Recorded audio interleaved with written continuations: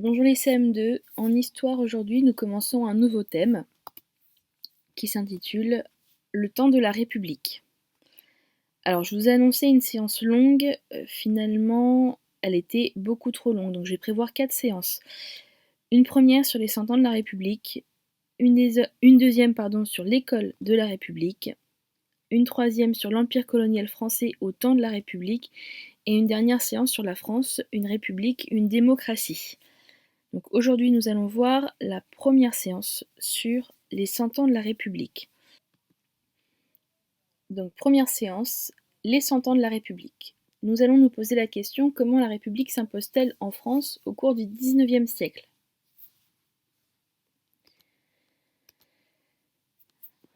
Document 1, les souverains et chefs d'État en France de 1799 à 1870. Donc il s'agit de ce document. Première question, quel est ce type de document et que représente-t-il? Quels sont les hommes qui gouvernent la France entre 1799 et 1870? Donne leur nom et leur titre officiel. Donc fais une pause et je réponds aux questions juste après. Bien, il s'agissait d'une frise chronologique qui représentait les différents souverains et chefs d'État en France au XIXe siècle, de 1799 à 1870. Vous avez sûrement fait la liste donc de ces souverains et chefs d'État en respectant les dates et leurs noms.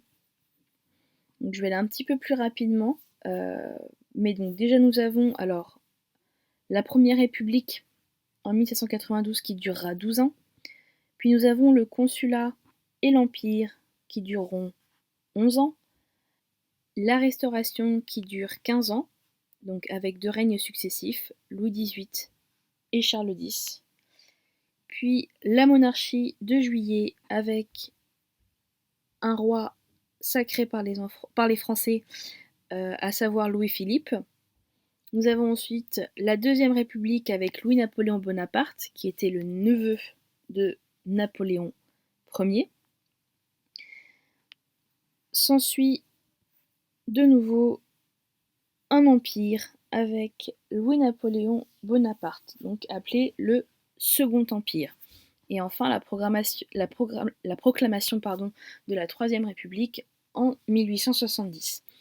Donc là, il ne s'agit pas de connaître par cœur ces dates et ces personnages, juste montrer qu'au XIXe siècle, il y a eu énormément de régimes politiques, à savoir soit des consulats, soit des empires, soit des monarchies, ou alors encore la République. Donc ça a été un siècle assez mouvementé au niveau politique. La troisième question, quel régime politique finit par s'imposer à partir de 1870? Donc, vous l'aurez deviné, il s'agit de la République.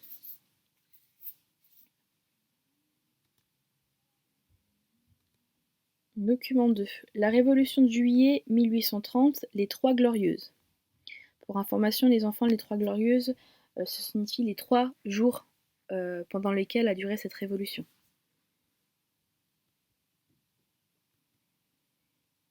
Document 3, la Révolution de 1848, le peuple brûlant le trône de Louis-Philippe au pied de la colonne de Juillet, place de la Bastille, le 25 février à Paris.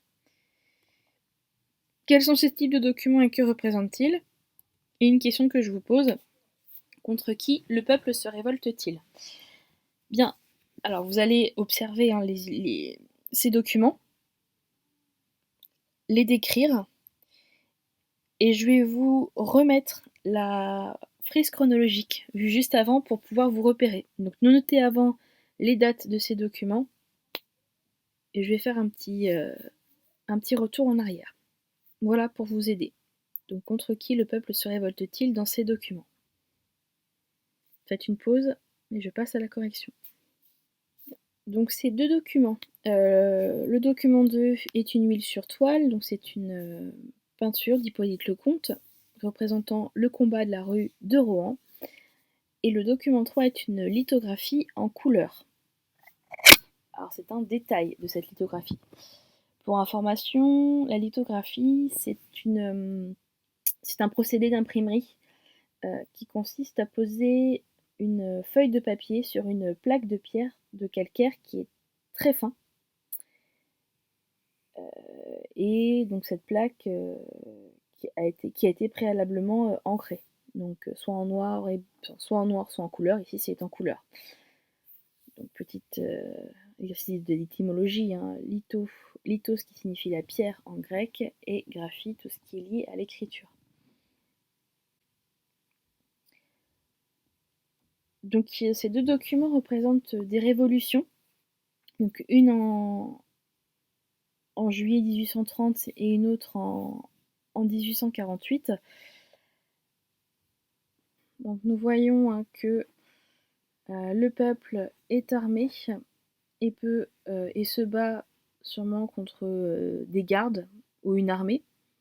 Donc là on voit qui est au premier. Ici il y a un symbole très marquant où le trône d'un roi est brûlé. Le peuple se révolte donc contre la royauté, contre la monarchie. Nous avons vu dans cette frise chronologique, donc 1830, il s'agit d'ici, donc là, en juillet 1830, pendant les Trois Glorieuses, le peuple se révolte contre Charles X, qui est à ce moment-là roi de France. On nous dit cette période-là, de 1815 à 1830, cette période est appelée la Restauration, c'est-à-dire que certaines personnes, donc les rois qui sont à la tête, veulent restaurer la monarchie d'avant la Révolution française. Mais cela ne fonctionne pas parce qu'il y a donc la Révolution de 1830 et de nouveau une autre révolution contre le roi Louis-Philippe en 1848.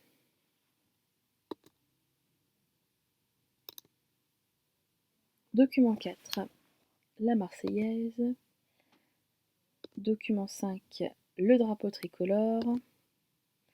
Document 6, la fête nationale vue par Victor Hugo. Alors, il s'agit ici dans cette diapositive de faire une liste des symboles de la République qui sont reconnus par les Français. Vous l'avez déjà vu et étudié en enseignement moral et civique, ce sera un bref rappel. Donc, quels sont ces types de documents et que représentent-ils? À quelle date les différents symboles de la République sont-ils adoptés? Et quels symboles ne sont pas représentés ici? Avant de répondre aux questions, nous allons lire les petits textes qui sont dans les trois documents. Le 14 février 1879, la Chambre des députés adopte la Marseillaise comme hymne national français. Elle a été composée en 1792 par l'officier Claude-Joseph Roger de Lille pour l'armée du Rhin, une unité militaire française créée le 14 décembre 1791 pendant la Révolution française. Document 5. Donc en 1830, Louis-Philippe rétablit par ordonnance le drapeau tricolore qui avait été adopté sous la Révolution française, puis abandonné en 1814. Document 6.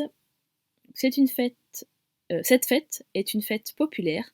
Voyez la joie qui rayonne sur tous les visages, écoutez la rumeur qui sort de toutes les bouches.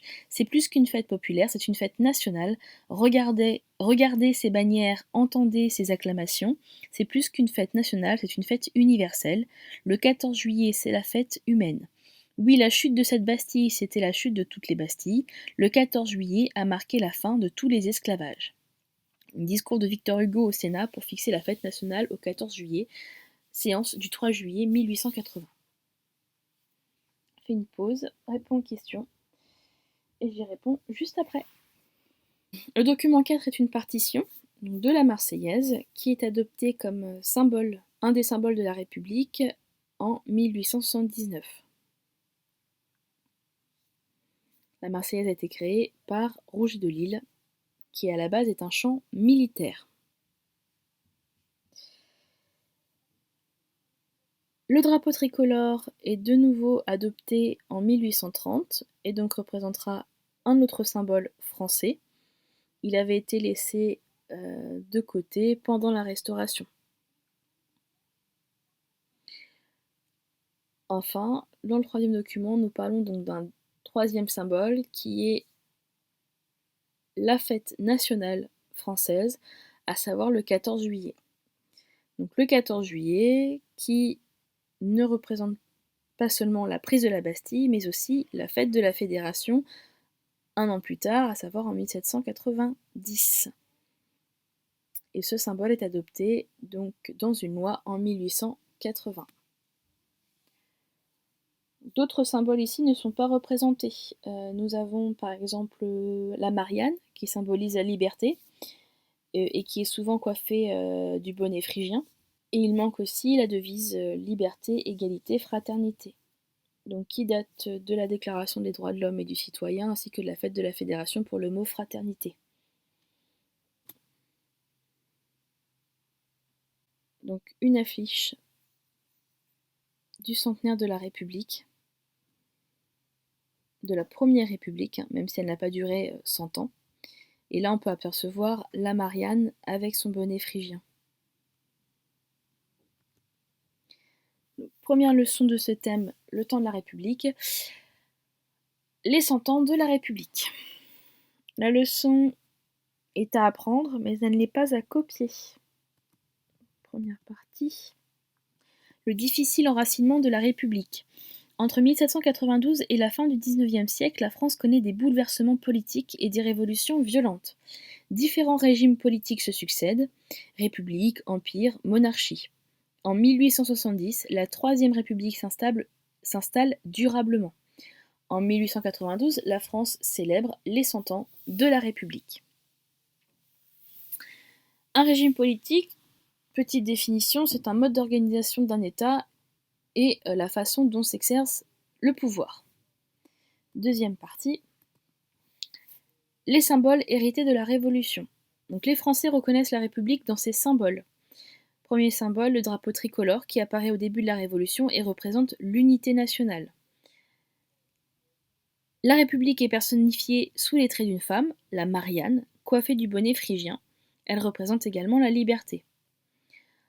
Troisième symbole, le 14 juillet, qui a été institué fête nationale par la loi en 1880 en référence à une double date, la prise de la Bastille le 14 juillet 1789 et la fête de la Fédération un an plus tard.